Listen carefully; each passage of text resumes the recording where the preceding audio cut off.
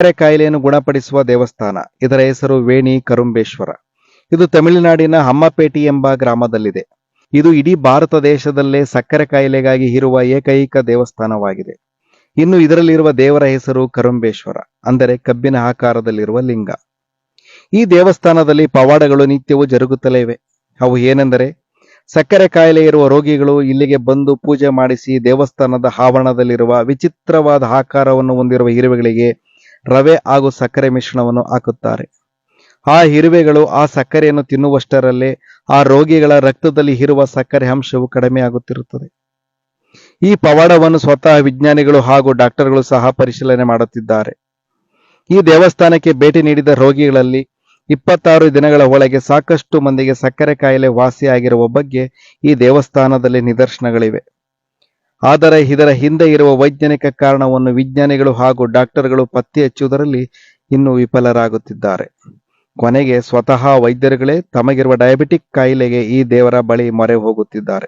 ಇದನ್ನೆಲ್ಲ ಕೇಳಲು ವಿಚಿತ್ರವಾದರೂ ಸತ್ಯವಾಗಿದೆ.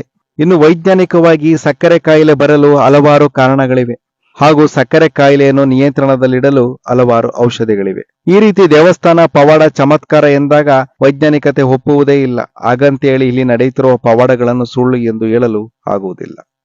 ಆದರೂ ಒಂದು ದೇವಸ್ಥಾನಕ್ಕೆ ಹೋಗಿ ಪೂಜೆ ಮಾಡಿಸಿ ಇರುವೆಗಳಿಗೆ ಸಕ್ಕರೆ ದಾನ ಮಾಡಿದರೆ ವಾಸಿಯೇ ಆಗದ ಸಕ್ಕರೆ ಕಾಯಿಲೆ ಹೇಗೆ ವಾಸಿಯಾಗುತ್ತದೆ ಎಂಬ ಕುತೂಹಲ ಮಾತ್ರ ನಮ್ಮಿಂದ ದೂರ ಹೋಗುತ್ತಿಲ್ಲ. ಈ ಕುತೂಹಲಕ್ಕೆ ಆಧ್ಯಾತ್ಮಿಕ ವ್ಯಕ್ತಿಗಳ ಉತ್ತರ ಹೀಗಿದೆ. ಹಿಂದೂ ಸಂಸ್ಕೃತಿಯ ಪ್ರಕಾರ ದಾನ ಪದ್ಧತಿ ಅನುಷ್ಠಾನದಲ್ಲಿದೆ. ಉದಾಹರಣೆಗೆ, ಕೆಲವರಿಗೆ ಕಷ್ಟಗಳು ಬಂದಾಗ ಬ್ರಾಹ್ಮಣರಿಗೆ ದನ, ದವಸ, ಧಾನ್ಯ, ತರಕಾರಿ, ಗೋವು ಹಾಗೂ ಇತರೆಗಳನ್ನು ದಾನ ಮಾಡಿದರೆ ತಮ್ಮ ಕಷ್ಟಗಳು ಪರಿಹಾರ ಆಗುತ್ತವೆಂಬ ನಂಬಿಕೆ ಇದೆ. ಹಾಗೆಯೇ ಇಲ್ಲೂ ಕೂಡ ಇರುವೆಗಳಿಗೆ ಸಕ್ಕರೆಯನ್ನು ದಾನ ಮಾಡಲು ಹೇಳಿ ಅವರಲ್ಲಿರುವ ಸಕ್ಕರೆ ಕಾಯಿಲೆಯನ್ನು ವಾಸಿ ಮಾಡುತ್ತಿದ್ದಾರೆ ಎನ್ನುತ್ತಿದ್ದಾರೆ ಆಧ್ಯಾತ್ಮಿಕವಾದಿಗಳು. ಇನ್ನು ಕೆಲವು ತತ್ವ ವಿಮರ್ಶಕರು ಈ ಚಮತ್ಕಾರದ ಹಿಂದೆ ಒಂದು ತತ್ವ ಅಡಗಿದೆ ಎಂದು ಹೇಳುತ್ತಿದ್ದಾರೆ. ಆ ತತ್ವ ಏನೆಂದರೆ, ಇನ್ನೊಬ್ಬರಿಗೂ ಒಳ್ಳೆಯದನ್ನು ಮಾಡಿದರೆ ನಮಗೂ ಒಳ್ಳೆಯದಾಗುತ್ತದೆ, ನಾವು ಇನ್ನೊಬ್ಬರಿಗೆ ಕೆಟ್ಟದ್ದನ್ನು ಮಾಡಿದರೆ ನಮಗೂ ಕೆಟ್ಟದ್ದಾಗುತ್ತದೆ ಎಂಬ ಲೋಕಾರೂಢಿ ತತ್ವದ ಹಾಗೆ ನಾವು ಮತ್ತೊಬ್ಬರಿಗೆ ಸಿಹಿಯನ್ನು ತಿನ್ನಿಸಿದರೆ ನಮಗೂ ಸಿಹಿಯನ್ನು ತಿನ್ನುವ ಭಾಗ್ಯ ಬರುತ್ತದೆ ಎನ್ನುತ್ತಾರೆ. ಹಾಗೆಯೇ ಈ ದೇವಸ್ಥಾನದಲ್ಲಿ ಇರುವೆಗಳಿಗೆ ಸಕ್ಕರೆಯನ್ನು ತಿನ್ನಿಸುವುದರ ಮೂಲಕ ತಾವು ಕೂಡ ಸಕ್ಕರೆಯನ್ನು ತಿನ್ನುವ ಭಾಗ್ಯವನ್ನು ಪಡೆದುಕೊಳ್ಳುತ್ತಿದ್ದಾರೆ ಎಂದು ತತ್ವ ವಿಮರ್ಶಕರು ಹೇಳುತ್ತಿದ್ದಾರೆ. ಒಟ್ಟಿನಲ್ಲಿ ಏನೋ ಒಂದು ಪ್ರತಿ ಆಚಾರಕ್ಕೂ ಒಂದು ಕಾರಣ ಇದ್ದೇ ಇರುತ್ತದೆ ಹಾಗೂ ಅವುಗಳಿಂದಲೂ ಕೂಡ ಒಂದು ಉಪಯೋಗವೂ ಇದ್ದೇ ಇದೆ ಎಂಬುದನ್ನು ನಂಬಿದರೆ ತಪ್ಪಿಲ್ಲ ಅನಿಸುತ್ತಿದೆ. ಜೊತೆಗೆ ನಮ್ಮ ಮನೆಯ ಅಕ್ಕಪಕ್ಕ ಸಿಗುವ ಇರುವೆ ಗೂಡಿನ ಪಕ್ಕ ಸಕ್ಕರೆ ಹಾಕಿದರೆ ನಮಗೆ ನಷ್ಟವಿಲ್ಲ ಎಂದು ಹೇಳಲು ಬಯಸುತ್ತಿದ್ದೇನೆ.